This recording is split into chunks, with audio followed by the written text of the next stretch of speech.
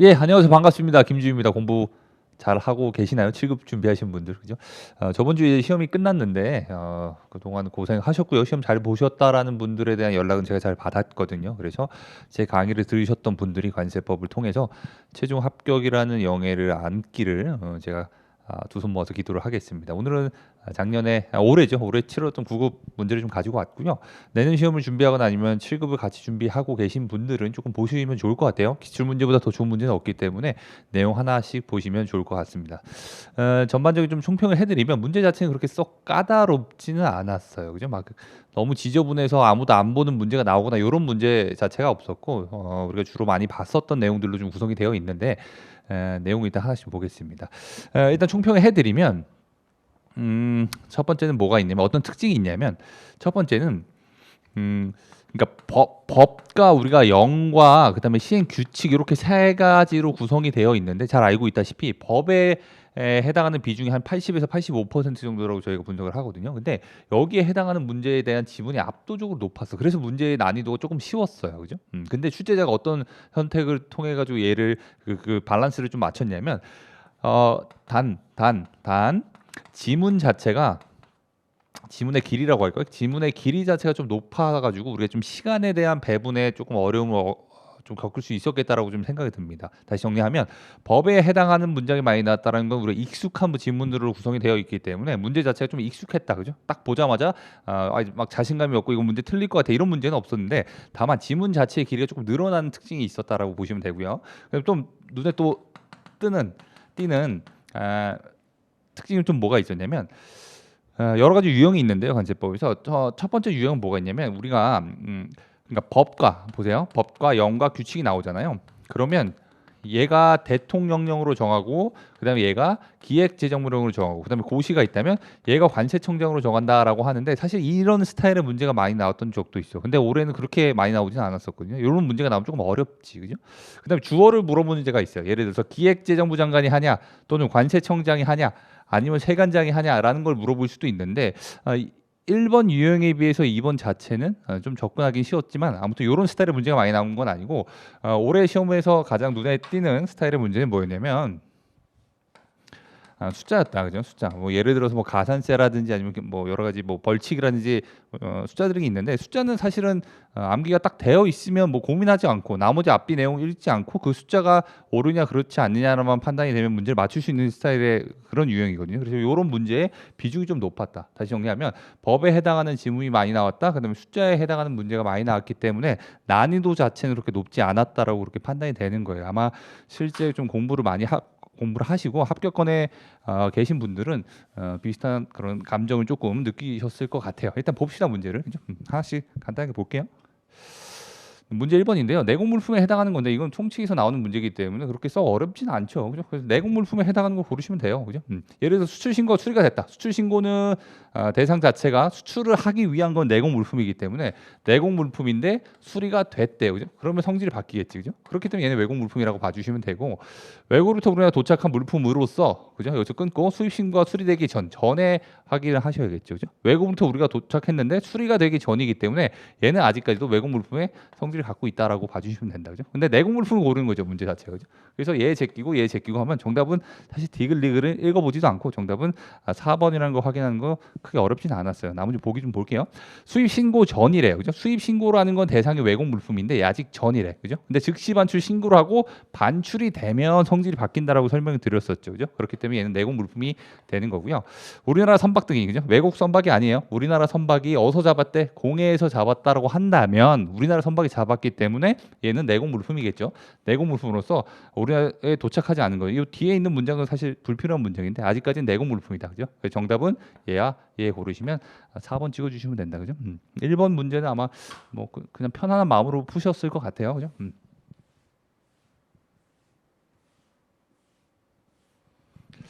다음 문제 좀 볼게요. 문제 2번 볼게요.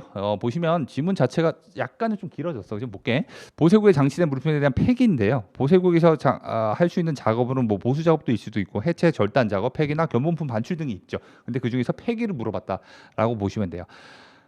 지문 1번에 보시면 세관장의 물품을 폐기하거나 화준 등이 물품의 폐기 또는 반송을 한 경우 그 비용 자체가 있죠. 그죠? 돈이 들어요. 폐기하려고 한다면 뭐 예를 들어서 우리가 뭐 건물에서 폐업한다고 해 가지고 해체 작업이라든지 뭐 이렇게 하지 않습니까? 뭐 물건 다 빼고 인테리어 했던 다 뜯는 거에 대한 비용이 드는 것과 마찬가지로 우리가 폐기할 때도 비용이 들게 되는데 그거를 국가가 대신 납부해 주는 경우는 없어요. 그죠? 세관장이 뭐 자기 월급 털어서 해줄 수는 없잖아요. 그죠? 그래서 요 비용은 화주가 부담하는 게 맞다. 그죠? 얘는 옳은 문장이고요. 보기 이번에 보시면 보세국에 장치된 물품으로서 폐기 승인이에요. 그죠? 절차는 승인이다. 허가라고 착각하신 분들은 없겠죠. 우리가 많이 훈련을 했었으니까. 요건 좋아. 외국 물품 중 이게 키워드인데요. 폐기 후에 남아 있는 물품 요게 키워드예요. 폐기 후 남아 있는 부분 그죠? 그래서 제가 수업 시간에 얘를 잔존물이라고 이렇게 표현해요. 즉 남아 있다. 10개 중에서 8개만 폐기라고 2개가 남아서 수입 신고가 될 거라고 한다면 걔는 외국 물품으로서 우리가 과세를 한다라는 거겠죠. 그죠? 근데 관세를 부과하지 않는다. 그죠? 잔존물 과세라고 우리가 얘기를 했기 때문에 얘가 틀린 문장이 되겠죠. 그죠? 문제 쉽지, 그지?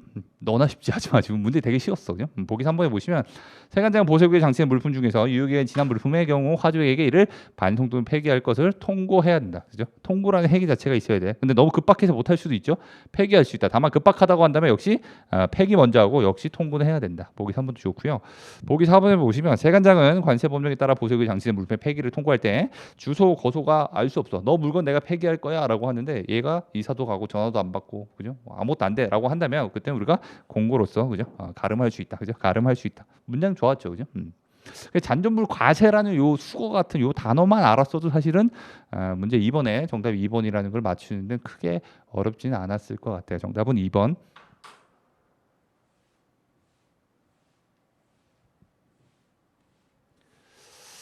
그죠? 다음 문제 볼게요. 제가 요 홈페이지에다가 올해 문제랑 그다음에 뭐 그 분석해 놓은 게 있어요. 그러니까 분석은 아니고 적중해 놨다는 거. 제 입으로 하긴 좀 그런데 사람들이 하도 안 믿어 가지고 뭐 기본이나 기출이나 뭐 이런 건 다 빼고 딱 봤을 때만 그냥 한 10분 쓱 훑어봤는데 이거는 제 강의 때 언제 했었다라는 걸 이제 비교해 놓은 게 있거든요. 그걸 보시면 거의 다 거의 제 생각에 한 90% 이상 그죠? 거의 100% 나왔는데 90% 이상은 저희가 수업 시간에 다뤘던 지문들로 구성이 되어 있어요. 나중에 한번 보세요. 네. 문제 3번입니다. 관세 면제에 대한 설명을 옳지 않은 건데 요 문제 사실 조금 까다로워서 만약에 뭐 한 문제 틀렸었던 분이 있다고 한다면 3번에서 한번 요 고비를 좀 넘기지 못하실 가능성이 높아요. 약간 보실게. 그러니까 면제에 대해서 물어본다면 사실 관세 면제라고 한다면 우리가 그 감면 대상을 그냥 물어보면 좋거든. 예를 들어서 뭐 외교환용 물품 면세 대상을 주고 정부용품이나 특정 물품을 낀다. 이러면 우리가 정답을 갈라내기 쉬운데 이거는 그런 스타일의 문제는 아니야. 그러니까 대상은 맞아. 볼게.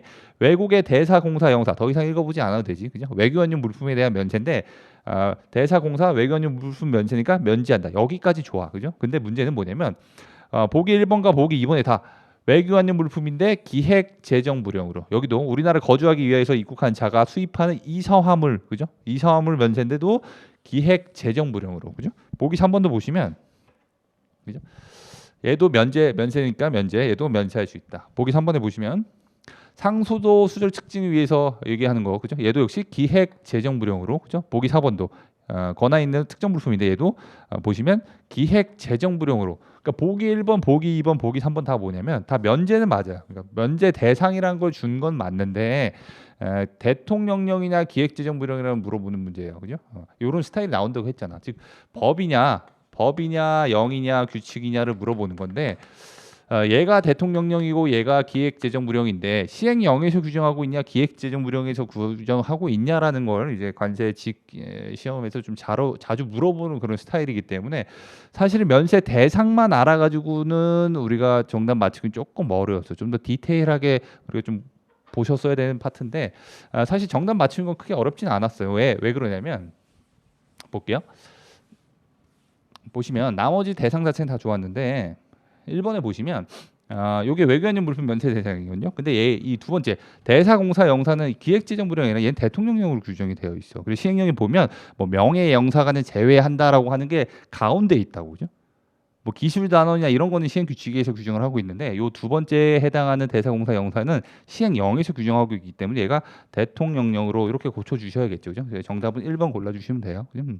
근데 아마 제 생각엔 한 중위권 이하에 계시는 분들은 3번 문제에서 좀 맞추기는 조금 쉽지 않았을 것 같다는 생각이 듭니다. 예.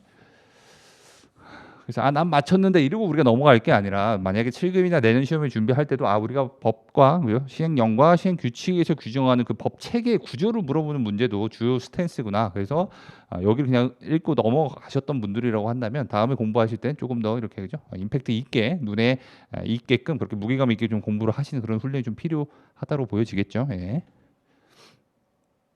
보기 4번 볼게요. 가산세 징수인데요. 가산세 문제 자체는 사실 42조에 해당하는 가산세가 나올 가능성이 제일 높아요. 제일 중요하기도 하니까. 근데 그거 자체 뭐 감면 대상을 물어본다든지 아니면 42조 가산세의 뭐 금액을 물어본지라고 한다면 사실 저도 출제하는 입장, 그러니까 모의고사 출제하는 입장에서 보면 출제자도 부담이 돼요. 왜냐하면 문제에 오류가 날 가능성이 매우 높고요. 객관시화 시켜서 문제를 내기가 되게 어려워요. 그죠? 그래서 사실 잘 안 나왔는데 그러다 보니까 출제자도 내고는 싶은데 그것만 가지고 단독으로 문제가 안 나오는 거예요. 그죠? 그래서 좀 이상한 애들이랑 같이 섞어서 좀 나왔다라고 보시면 돼요. 근데 문제 맞추는 건 어렵지 않아서 숫자만 알아 우리가 문제를 맞추니까. 보기급 1번에 보시면요. 세관장은 납세 의무자가 법정 납부 기간까지 납부하지 아니한 경우, 즉 체납한 경우죠.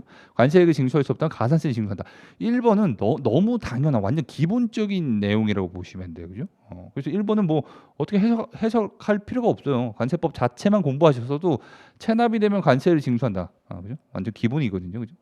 보기 2번에 보시면 세관장은 관세법 97조 1항 그죠? 재수출 면세가 있고 재수출 감면이 있는데 이때 관세를 면제받는 물품으로서 여기도 나와 있네. 혹시 기획재정부로 이건 맞아요. 물품은 기간 내에 재수출을 하지 않았다. 기간 내에 수출되지 않았다. 즉 재수출 불이행이 일어났다. 재수출을 해야 되는데 이걸 이행하지 않았다. 재수출 불이행 가산세를 물어봤거든요. 그러면 얘는 맥시멈은 가산세가 관세법에 여러 가지 한 4-5가지 정도 종류가 있는데요. 1,000만 원을 맥시멈으로 하는 기준은 없어요. 얘가 500이죠. 그죠? 수입 반송 신고 지원 가산세도 마찬가지고 재수출 불이행 가산세도 500만 원 가도 되죠. 나머지 얘가 너무 명확하기 때문에 그죠? 너무 명확하기 때문에 3, 4번 자체를 읽어볼 필요도 없어요. 그죠?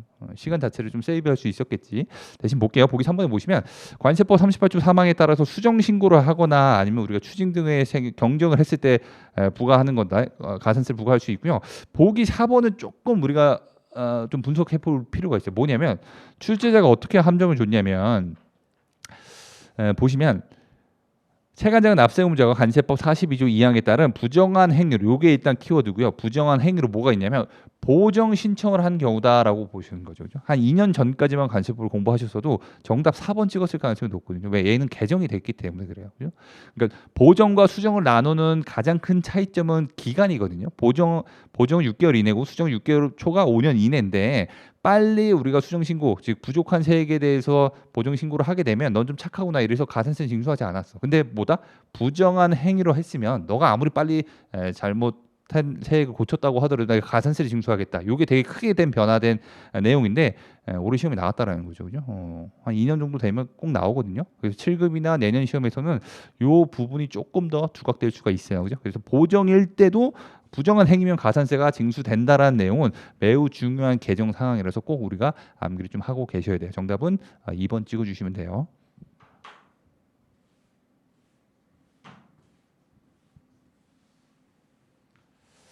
그래서 4번까지 보면 제 생각에 한 3번 정도만 조금 아리까리하고 좀 자신이 없고, 그러니까 1번 찍어주셨으면 좋았는데 보기 3번만 조금 아리까리하고 4번까지 봤었을 때는 마음이 좀 편하지 않았을까, 그죠? 좀 자신감이 됐고 어쩌면 올해 시험 되겠는데 이런 자신감을 갖고 실제 시험에서 푸셨을 것 같아요. 5번 볼게요. 벌칙인데 벌칙이 사실 좀 뒤쪽에 나오면 좀 괜찮은데 앞쪽에 탁 나와버리면 우리가 조금 뭐 심리적으로 조금 쫓기는 그런 맛이 있거든요. 근데 5번에 냈더라고. 문제 볼게요. 보시면 특허 보세고요. 이건 너무 많이 봤어. 그죠? 벌칙 대상이 많은데 각 벌칙 대상의 1호, 그러니까 첫 번째 대상으로 규정되어 있는 거는 우리가 반드시 암기를 하거든요. 이건 너무 많이 나왔어. 기출에도 너무 많이 나왔기 때문에 되게 익숙해. 그러니까 그거 막 되게 막 수십 번 막 우리가 많이 봤던 그런 문장이라고 보시면 돼요. 특허 보세구역 설치 운영에 관한 특허를 받지 아니하고요. 그러니까 특허 자체가 없어. 특허를 받았는데 특허 사항을 위반하면 우리가 과태료인데 아예 특허를 받지 않았다고 한다면 2천만 원 이하 벌금 중에 대표적인 거거든요. 이건 너무 많이 봤기 때문에 자신감 있게 그냥 1번 찍어주시면 돼요. 그죠? 나머지 보기 그러면 안 읽어도 되겠지. 근데 읽어봅시다. 보기 이번에 보시면요. 부정한 방법으로 관세를 감면받았다. 이게 키워드거든요. 부정한 방법으로 관세를 감면받았든지 포탈했든지 환급받았든지라고 한다면 그럼 다 뭐다? 3년 5배 있잖아. 3년 5배 이렇게 하는 게 감면, 환급, 그냥 포탈 받으면 그죠? 요 세 가지 무조건 다 3년 5배라는 공통점이 있다라는 걸 매우 강조를 해줬었죠, 그죠? 근데 뭐 5년 이하의 징역이니까 벌써 틀렸고요.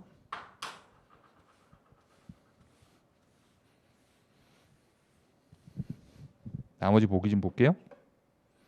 3번에 보시면 강제징수 면탈죄인데 얘도 많이 나오죠, 그죠? 제목 자체가 옛날 체납 처분이라 그랬어요. 근데 강제징수 면탈 목적인데 얘는 함정이 하나가 있어요. 뭐냐면 자기가 그 행위를 했냐, 아니면 얘를 그냥 방조하고 승낙을 했냐에 따른 건데 그 재산을 은닉 탈루하거나 거짓 계약을 하였을 때야, 즉 자기가 했어. 그러면 우리가 3년, 그죠? 3년 이하의 징역, 3천만 원 이렇게 가야겠죠, 그죠?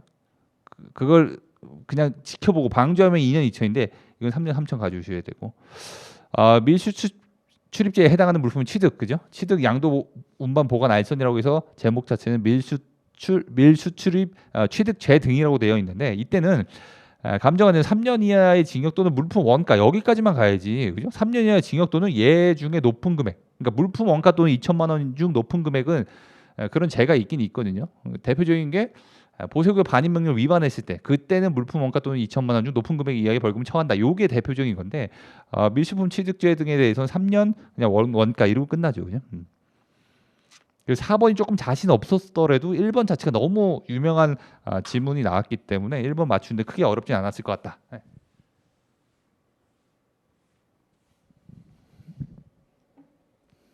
문제 6번 볼게요.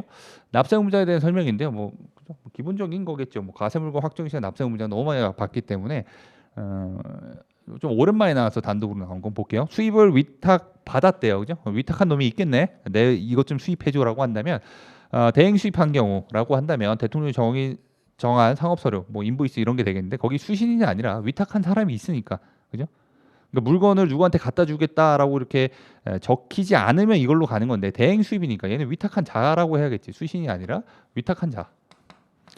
이거 물건 좀 수입해줘라고 한 사람이 납세 의무자가 된다. 그래서 얘는 틀렸고요. 보기 2번에 보시면 우편으로 수입되는 우편물이래요. 그냥 수입 신고하는 대상을 제외한 우편물이겠죠. 라고 한다면 그 수취 좋네, 그죠? 통관 우측에 도착한 때의 성질과 수령에 따라 수취인으로부터 관세 징수한다. 너무 많이 봤던 문장이고 납세 의무자가 되고 여기서 끊으면 좋은데 문장이 너무 짧잖아, 그죠? 그래서 출제가 조금 더 한 번 더 꽈어.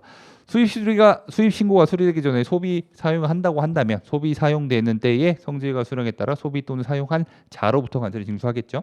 소비 또는 사용으로 보지 않은 경우는 역시 제외를 하고요. 그때는 소비 사용한 자가 납세 의무자가 된다. 얘는 깔끔하게 맞네, 그죠? 정답 2번, 그죠? 나머지 보기도 마저 볼게요.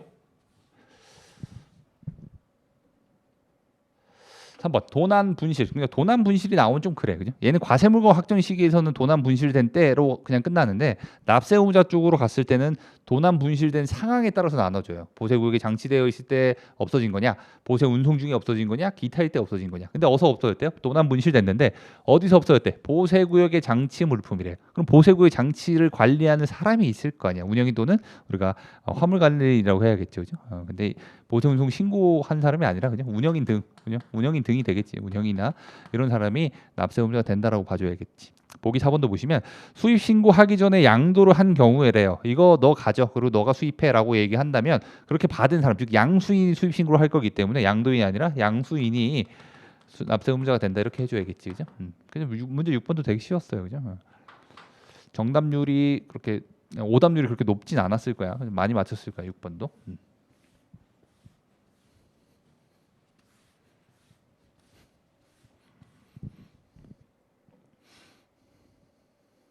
7번 볼게요. 원산지 증명서 제출 면제 대상. 이거는 우리가 암기식으로 많이 외웠었고 기존에는 그냥 이렇게 네모 박스보다는 그냥 세후 15만 원 무상 협의라는 그런 암기식이 있잖아요, 그죠? 세후 15만 원 무상 협의에 해당하는 거를 물어본 거였어, 그죠? 그래서 암기식 하나만 알아도 니은이 오답이라는 걸 알아. 왜? 세후 15만 원 무상 협의니까, 그죠? 그래서 이건 너무 쉬워. 30만 원짜리 없지. 얘는 15만 원이겠지. 그 니은 제끼시면 되거든요. 니은 들어간 거 다 제끼면 돼. 일단 절대 1, 3번 중에 찍지 않고 확률이 50%로 늘어났죠, 그죠? 그럼 읽지 않아도 디귿은 정답이겠구나 이렇게 우리가 판단할 수 있긴 한데, 그죠? 세후 15만 원 무상 협의니까 무상으로 얘는 들어가겠지, 그죠? 그러면 얘는 뭐냐? 세간장이 딱 봤을 때 물품의 원산지를 알 수 있다. 막 성조기가 그려져 있고 막 있어. 그럼 얘는 딱 누가 봐도 미국산이구나. 새우 15만 원 할 때 새가 얘거든요. 정답은 사실 디귿 리을을 바로 찍어버릴 수 있어. 한 10초면 풀 수 있었을걸요, 그죠? 근데 이제 문제는 뭐냐면 얘야 기억이야. 새우 15만 원 할 때 그 우가 우편물이거든, 그죠? 그래서 기억도 맞네 이러고 조금 기억을 정답으로 찍어주셨던 분들이 있을 수도 있을 것 같은데 중요한 건 뭐냐면 관세법에서 우편물은 항상 신고가 생략이냐, 신고 생략 대상이냐, 아니면 신고 대상이냐, 신고 대상이냐에 따라서 항상 나눠져. 모든 관세법 전마된 조문을 봐도 우편물은 항상 가로로 댕겨요. 우편물 가로 열고 신고 대상 우편물 제외 이렇게 표현이 되어 있기 때문에 대무역법 11조에 따라 수출 승인을 받아야 되는 우편물은 얘는 신고 대상 우편물이에요. 신고 대상 우편물이기 때문에 원산지 증명서 제출 생략 대상에서 제외가 된다. 그러니까 여기서 새우 15만 원 무상 협의할 때 그 우편물이 정답이 되기 위해서는 신고 생략 대상 우편물이라고 해줘야겠지, 그죠? 그래서 뭐 기억이 약간 좀 암기식이 폐해 때문에 약간 아리까리 하더라도 니은 자체 제끼고 디귿 리을 맞추는 건 크게 어렵진 않았을 것 같다.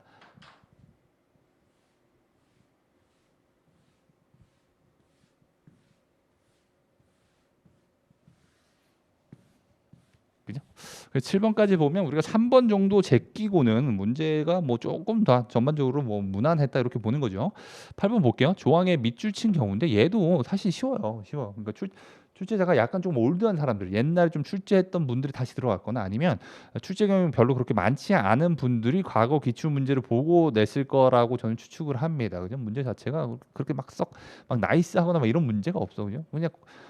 그냥 무난무난했어. 막 익숙하고 막 많이 봤던 것들 있잖아, 그죠? 그러니까 고득점 가기엔 되게 좋았다라는 거지. 좀 볼게요. 문장 자체는 긴데 하고자 하는 말은 뭐냐면 얘야. 납세문자한테 그 내명으로 통지해야 된다. 근데 통지를 생략할 수 있다. 즉 과세하기, 징수하기 전에 통지해야 된다. 제목은 뭐야? 얘는 과세전 통지예요. 과세전 통지해야 되는데 과세전 통지를 해야 되는데 걔를 생략할 수 있대. 과세전 통지 생략 대상을 물어보는 거야. 너무 쉽잖아, 그죠?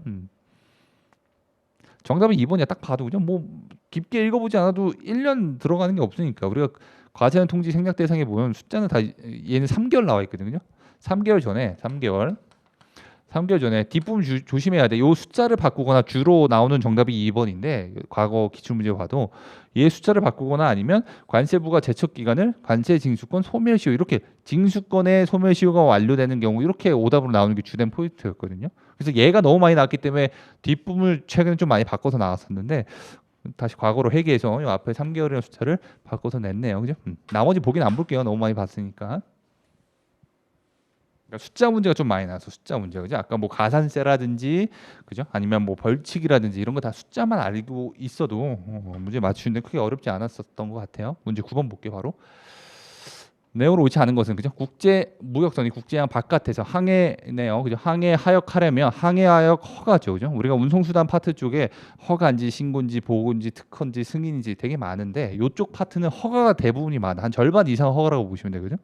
항해하역 허가 받아야 된다. 좋고요. 보기 2번 관세를 담보로 제공하는 자는요. 담보의 종료라든지 그죠? 금전이다 또는 뭐 토지다 또는 뭐 유가증권이다 종류라든지 수량이다 몇 개다 그 금액은 얼마다 왜 제공하냐와 관련된 담보 제공서를 세관장한테 그죠? 얘를 또 관세청장 이렇게 오답 나왔던 적도 많거든요. 얘한테 제출해야 된다. 깔끔하게 맞는 문장이네. 보기 3번 내공 물품을 국제무역상에 국제무역계에 운송하려는 자는 여섯 끊고 요게 뭐야? 내공 물품을 국제무역선이나 이렇게 하겠대 그죠? 보세 운송이 아니라 얘는 그죠? 내공 운송이야 내공 운송. 대상이 내공 물품이니까 그죠? 내공 운송하려고 하는 자는 승인이 아니라 얘는 신고겠지 그죠? 신고를 받아야 된다. 뭐 문제 자체는 너무 쉽네. 10번 보세 공장에서 세관장의 허가를 받지 아니하고 그죠? 허가 내공 물품만 보세 공장 자체는 외국 물품 쓰라고 하는 거야. 그래서 외국 물품만 가지고 작업을 하거나 외국과 내공 물품 섞어서 작업하는 것까지는 오케이인데 내공 물품만 갖고 작업하려고 하면 야 이러라고 내가 보세 공장 만든 게 아닌데라고 한다 그랬죠, 그죠? 그러면 우리가 역시 허가를 받아야 된다. 그렇죠? 여기 허가를 받아야 된다. 얘도 맞는 문장이다, 그죠? 정답은 3번. 문제 9번 너무 쉬워요, 그죠? 많이 봤던 문제, 기본 문제, 기본 문제.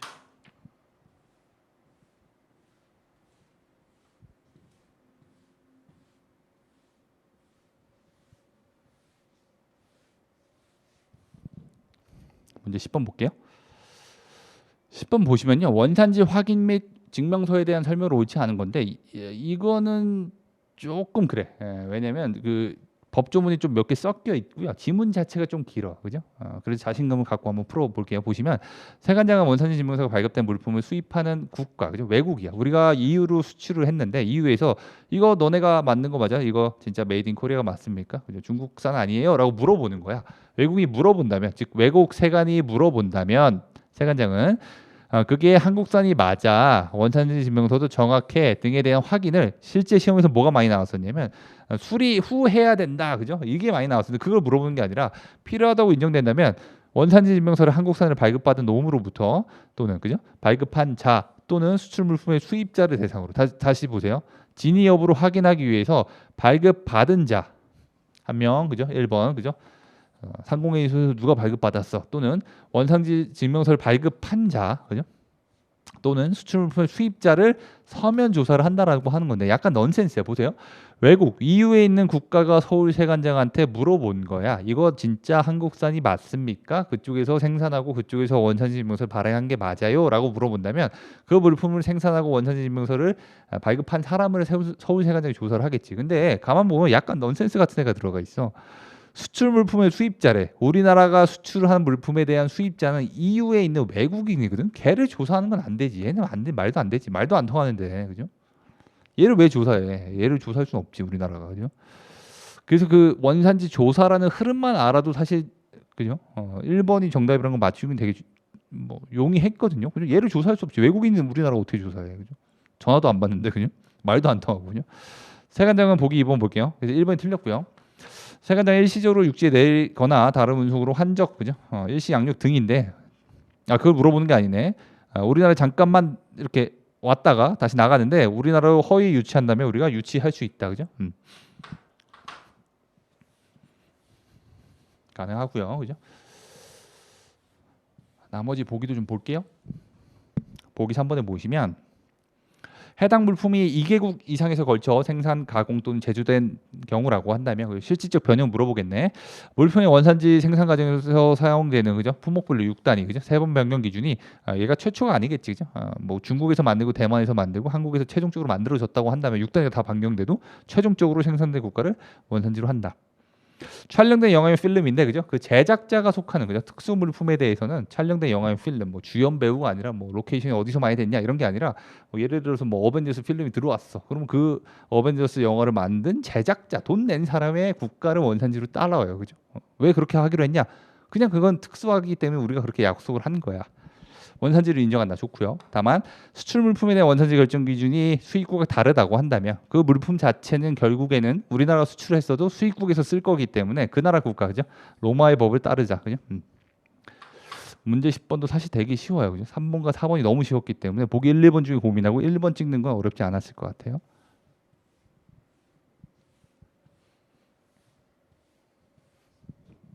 문제 11번 볼게요.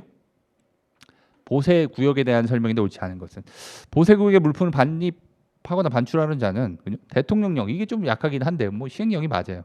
그죠? 반출입 신고를 해야 되니까 신고해야 된다. 뭐 깔끔하게 좋고요. 2번 보세 구역의 장치의 외국 물품 전부 또는 일부를 견본품으로 반출한다. 아까 한번 설명드렸던 것 같은데 폐기가 나왔잖아요. 그죠? 보수 작업과 해체 절단 그다음에 폐기 견본품이 이렇게 있어서 승인 허가 그죠? 견본품은 네 번째이기 때문에 허가를 받아야 되는 게 맞다. 허가 좋고요. 그죠? 얘가 승인이라고 하면 또 큰일 나. 그죠? 깔끔하게 좋다. 보기 3번. 종합보세구역에서 보세 기능을 수행하려는 자는요. 그 기능을 정하여 세관장한테 그죠? 종합보세 구역 자체에 대한 지정은 관세청장이 하지만 종합보세 사업장에 대한 신고와 변경은 세관장한테 하는 게 맞지. 신고를 해야 된다. 그죠? 보세 사업장에 대한 설치 운영에 대한 신고를 해야 된다. 얘도 뭐 너무 좋고요.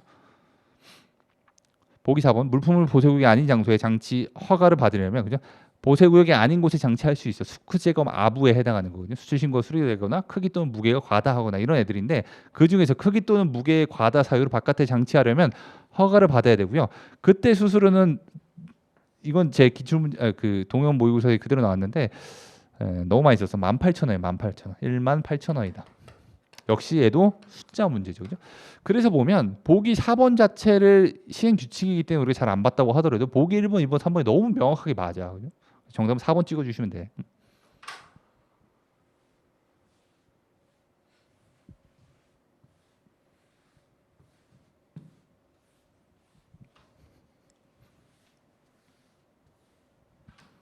좋고요.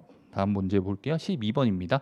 위헌에 대한 설명 문제가 좀 나올 것 같다라고 우리가 여러 차례 강조를 했었는데 조금 아쉬운 건 보세 판매장에 대한 제도가 그 내용을 조금 더 제가 좀 강조를 했었으면 어땠을까라는 좀 아쉬움은 남아요. 그죠? 근데 얘는 이미 우리가 9급 때 나왔었어. 보세 판매장은 그러니까 보세 판매장이 결국에는 그 면세점이잖아요. 근데 면세점과 관련돼서는 위원회가 두 개야. 그죠? 그래서 항상 기재부랑 관세청이 맨날 싸운다고.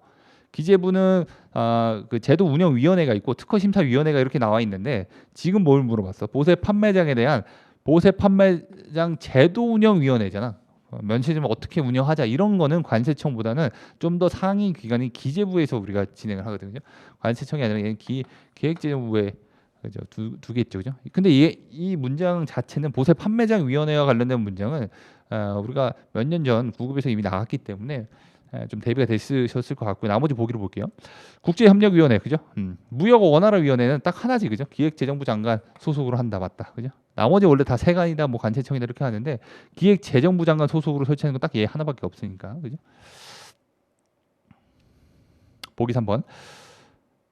범칙 사건에 관한 그죠? 사실 원래 얘가 좀 정답으로 나올 것 같았는데 관세청에 두는 게 맞고 얘는 시행령이 맞다 그죠? 혹시 몰랐다고 한다면 얘가 오더로 나온다고 한다면 기획재정부령이 아니라 시행령에서 하고 있고 얘는 본부세관과 이상한 세관 하나 있다 그랬지. 평택이 들어가는 거야 결국에. 평택세관이 들어간다.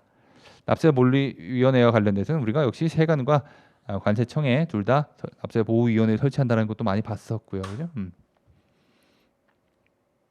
난이도는 높지 않았는데 뭐 조금 공부가 조금 덜 됐거나 아니면 이거 뭐지 이러면 긴장했던 분들은 뭐 좀 틀렸을 수도 있을 것 같은데 사실은 기출 문제 때 우리가 여러 차례 봤기 때문에 그렇게 썩 낯선 문제 자체는 아니었어요, 그죠?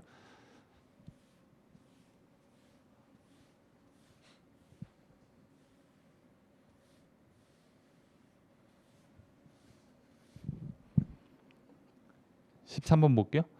환급 청구권 소멸 시효 기산일인데 얘는 청구권과 관련된 어떤 그 기산일 문제 뭐 관세 부과권이 될 수도 있고 징수권이 될 수도 있고 여러 차례가 있는데 이건 강조를 너무 많이 했기 때문에 그죠?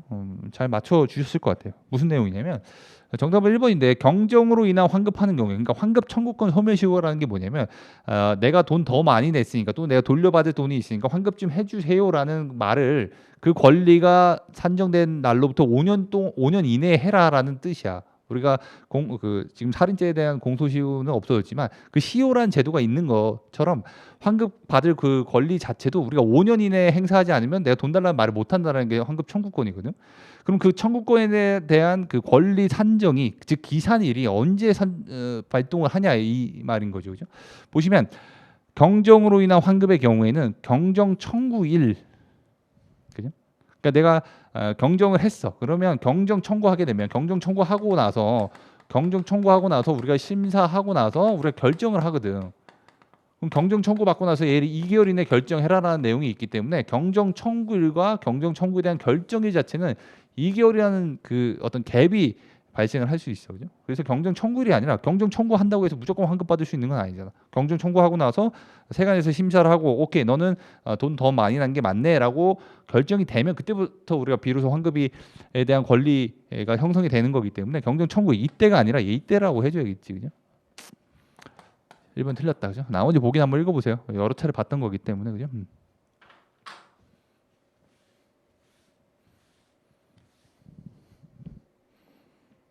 14번 볼게요. 수출 수입 반송 신고에 대한 설명인데 옳은 것만을 모두 고르면. 그러니까 올해 문제에서 또 특징이 그러니까 옳지 않은 것을 물어보면 좀 쉽거든. 4개 중에 하나만 우리가 골라내면 되니까. 근데 옳은 것을 물어보는 문제는 좀 어려워, 그죠?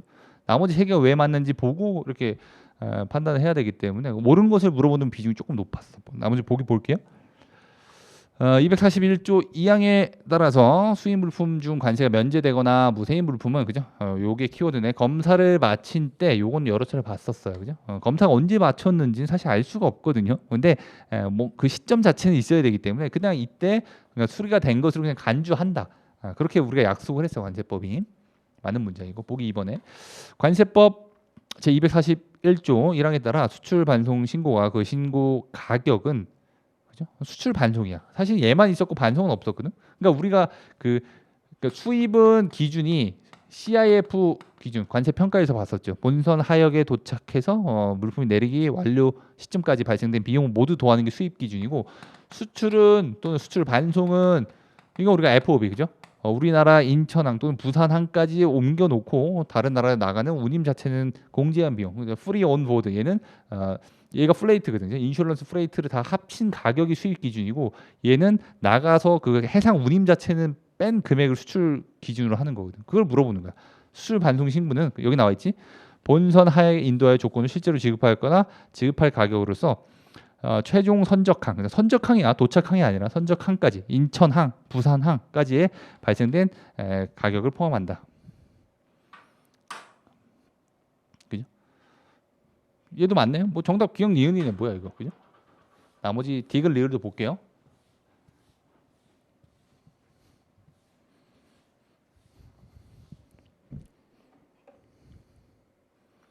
세관장 대통령 정하는 물품이 수입하는 반송하는 자가 그죠?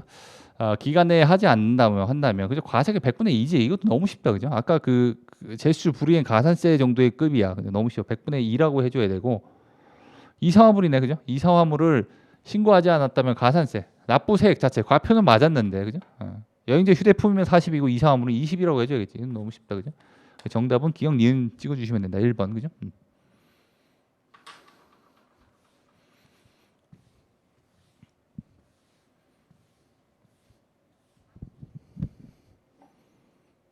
15번 기본적인 문제인데 통치가 있는 건데, 관세 내국세 부가 징수에 대한 설명으로 옳은 것은 역시 물어봤어요. 국세 징수 예에 따라서 관세를 징수하는 경우에 강제 징수의 대상이 그죠?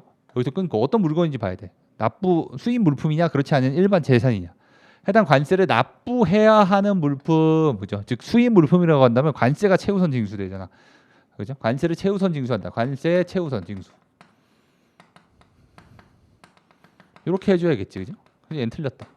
2번 세관장은 관세법 요건에 해당하는 체납자 내국세 등은 세무서장이 징수하게 될 경우에는 그죠? 의결을 거쳐서 기재하여 세무서장에게 서면으로 요청해야 된다. 얘 또 구두라고 하면 틀려. 그 서면 요청해야 되면 그 사실을 관세청장이 아니라 체납자한테 알려줘야 된다, 그죠? 여러 차례 나갔었어요. 2번이 맞네. 2번이 깔끔하게 맞는 문장이고.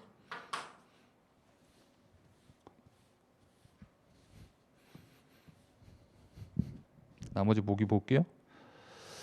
3번 세관장을 수입하는 물품이 국가가 부과된 국세인 부가가치세 부가 징수할 경우에 지방교육세도 부가 대상 중에 하나고요. 얘 틀렸고.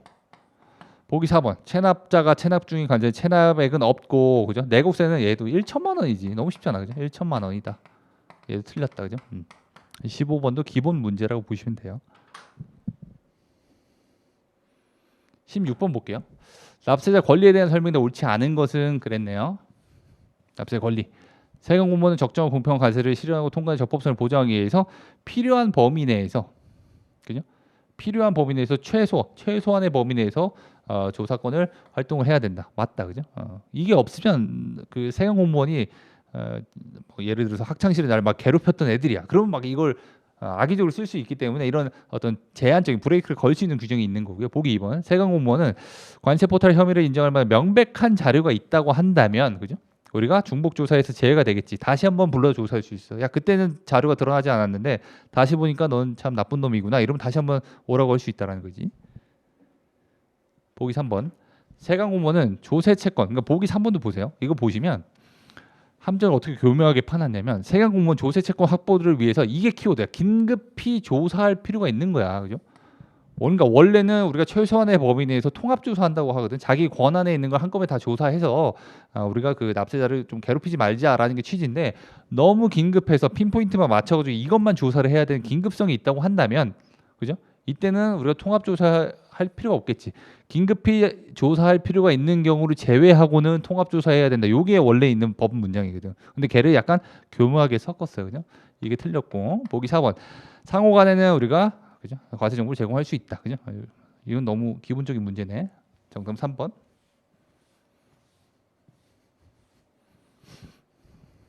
17번 볼게요. 분할 납부에 대한 설명도 옳지 않은 것은 그랬다. 그죠? 시설 기계류 이런 것들이 한다고 한다면 그죠? 기획재정부령 그죠? 여기 있네. 기획재정부 정하는 거 기간 5년이다. 그죠? 천재지변 1년이니까. 분할 납부를 할 수 있다. 좋고요. 보기 2번.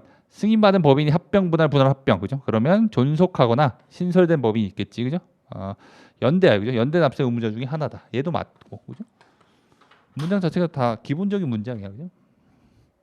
이거 보기 3번 볼게요. 이거는 그죠? 분할 납부와 관련돼서 대상에 따라서 분할 납부 그 기간과 신청 기간이 좀 나눠지는데 문제 자체 이렇게 내면 좀 그렇거든. 107조 2항 이래 버리면 조금 그렇거든. 그죠? 107조 1항인지 2항인지. 그러니까 2항이란 건 특수 물품이 수입될 때 시설 기재료나 아니면 그 정확 사연비에 해당하는 거 있잖아요. 정부나 이런 애들이 수입한다고 한다면 분할 납부를 얻고자 해. 그러면 수입 신고를 하기 전까지 이런 표현은 없어. 우리가 감면이라든지 용도 세율이라든지 분할 납부와 같은 납세 의무자 완화 제도를 신고하기 전에 미리 신청할 수 없다니까. 그죠? 신고 시부터 그죠? 신고부터 수리 전 이렇게 해주거나 아니면 수리 이전까지 해야지 이거 이전에 신청을 해야 된다 이건 안 돼. 그죠? 요 사이에 신청을 해야 된다. 요게 정답이겠지. 그죠? 3번 틀렸고요. 보기 4번. 용도에 그죠? 다른 용도 요게 키워드네. 양도한다면 넘긴 놈이 나쁜 놈이니까 양도인이 납세 의무자 징수하며 그죠? 징수할 수 없을 때 양수인한테 납세 의무자가 확정된다. 이건 너무 많이 봤었고 정답은 3번.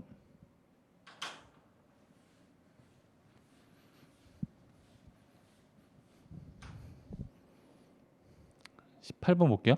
보세에 대한 설명인데 이것도 그죠? 보시면 공무원 시험도 마찬가지잖아요. 부정행위하면 얘가 5년 동안 응시할 수 없고 징계위원회는 얘는 5명이지. 5명에서 10명이라고 해줘야 되고 그죠? 18번도 올드한 문제예요. 말로써 띡 해버리면 우리가 행정권이 침해가 될 수 있기 때문에 구두는 안 돼. 항상 댄디하게 서면으로 공문 쫙 뽑아가지고 줘야 되고 4번이 정답이겠네. 그죠? 40점 요건 꽈락 기준이라고 하잖아요. 그죠? 우리 공무원 시험도 마찬가지. 매 40점 이하 받으면 안 되니까 60점 이상 평균 득점을 해야 된다. 좋다. 정답은 4번이네. 그죠? 보세사 문제 그죠? 내용 좀 빵빵해져가지고 가지고 온 것 같고요. 19번 볼게요. 통과에 대해 설명에 옳은 것만 골랐어요. 통과부처의 장이 수출 수입 반송하려는 우편물을 접수했을 때는 우편물을 제출하고 여기까지 좋네. 그죠? 우편물에 검사를 받아야 된다. 좋다. 다만 세관장이 정하는 이런 거는 관세법에 문장이 없어요. 그죠? 세관장이 정하면 서울 세관장이 정하면 부산 세관장이 안 따를 수 있다니까. 고시에서 즉 관세청장이 이렇게 해줘야 돼. 관세청장이 정하는 이렇게 해줘야 되고 수출안전관리 우수업체 심의위원회 위원장은 관세청장으로 한다. 얘도 너무 기본적 문제야. 그죠? 관세청장이 너무 바쁘기 때문에 관세법에 있는 모든 위원회에서 관세청 차장은 돼도 관세청장이 위원장으로 있는 위원회는 단 한 개도 없다. 그죠? 얘도 틀렸다. 그죠? 기억위원 틀렸으니까 정답은 뭐 디글 리을이겠지. 그죠? 그래서 읽어볼게요. 디글 리을. 관세청장 수출안전관리 우수업체 공인을 받은 자에게 공인을 갱신하려고 한다면 그죠? 우리가 월별 납부와 마찬가지로 그죠? 월별 납부는 1개월, 6개월인데 얘는 좀 시간이 기니까 그죠? 6개월, 1개월 전까지 알려주고 신청 그죠? 알려주고 신청해야 된다. 신청하고 알려줘야 된다. 리을에 보면 검사가 필요한 인정한 경우에는 그죠? 포장을 다시 풀었다면 다시 해줘야 된다. 이건 너무 쉽다. 그죠? 정답은 디글 리을.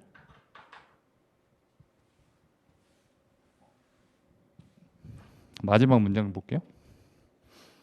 과세가 결정에 대한 설명이 옳은 것은 그랬어. 수입물품의 과세가격 산정 시 해당 수입물품과 동일체로 취급된다. 동일체로 취급되는 용기 비용 그죠? 으로써 노무비 자재비 그죠? 누가 지급한다. 판매자가 부담하면 우리가 고려할 필요가 없어. 자기가 판매하는 물품에 돈을 더 얹어서 팔아버리면 되기 때문에 얘가 구매자 이렇게 해줘야 되겠고 그죠? 틀렸고 2번 관세법 35조 규정에 따른 합리적 기준에 유평가 방법이네. 합리적 기준에 따른 과세를 결정함에 있어서 우리나라에서 생산된 물품의 국내 판매 가격, 우리나라 외의 국가에 수출된 물품의 가격을 기준으로 할 수가 없지, 그죠? 그러니까 얘는 많이 했었잖아. 외국에서 우리나라로 오는 요 물품의 가격을 알고 싶은 건데 여기서 판매되는 가격을 기초로 국제 가격을 어떻게 유추하냐라는 거야. 즉 사용 불가능한 유평가 방법 가격 중에 하나이기 때문에 얘도 역시 틀렸다, 그죠?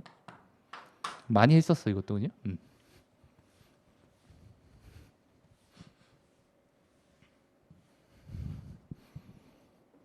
마지막 보기 볼게요. 3번 보시면 세관장은 관세청장이 정하는 바에 따라 이 표현이 조금 그렇네. 그죠? 관세청장이 정하는 바에 따라 해당 수입 물품의 특성 거래 규모 등을 고려해서 동종 수입 물품을 선정하고 이때 이유 및 일반 경비의 평균값을 기준 동종 비율을 선정을 해야 된다. 얘는 사실 우리가 좀 썩 잘 안 보는 문장이거든요. 근데 1, 2번이 너무 명확하고 4번도 보시면 유사물품이라고 한다면 기능 자체에 동일해야 되죠. 동일한 기능을 수행하고 대체 사용이 가능하고 특성과 구성 요소를 가져야 된다. 근데 어디 함정이 있냐면 얘야. 수입물품의 수입국에서 판매되는 건 안 된다니까. 아까 유평가 방법에서도 우리나라의 판매 가격을 기초로 국제 가격을 산정할 수 없다 그랬잖아, 그죠? 그래서 생산국이 동일해야 된다 이렇게 해줘야지. 생산국이 동일해야지. 요 표현 틀렸다, 그죠? 그래서 1번, 2번, 4번 좀 고민하다가 3번 딱 찍어주면 좋았다라고 보면 되는 거죠, 그죠? 전반적인 문제를 보면 그 난이도 자체는 높지 않았는데 그래도 100점을 맞아 주셨으면 좋았겠지만. 뭐 아까 봤던 보기 3번이라든지 문제 3번이라든지 아니면 실수로 하나 정도 틀려서 한 90점 이상 받아 주셨으면 공부를 참 잘하셨다라고 저는 생각을 합니다. 그죠? 그래서 이렇게 살펴봤는데 뭐 내년 시험 준비하신 분들이 계시다고 한다면 뭐 한 번 정도 좀 보시고 요렇게 나왔구나 최근 문제가 이렇게 유형이나 트렌드를 한번 조금 점검해 보시고 가시면 좋을 것 같아요. 그죠? 고생하셨고요. 오늘 해설은 여기까지만 하겠습니다. 혹시 질문 있으시면 게시판에 남겨주세요. 여기까지만 할게요. 예, 수고하셨습니다. 공무원 합격! 에듀윌 합격 패스!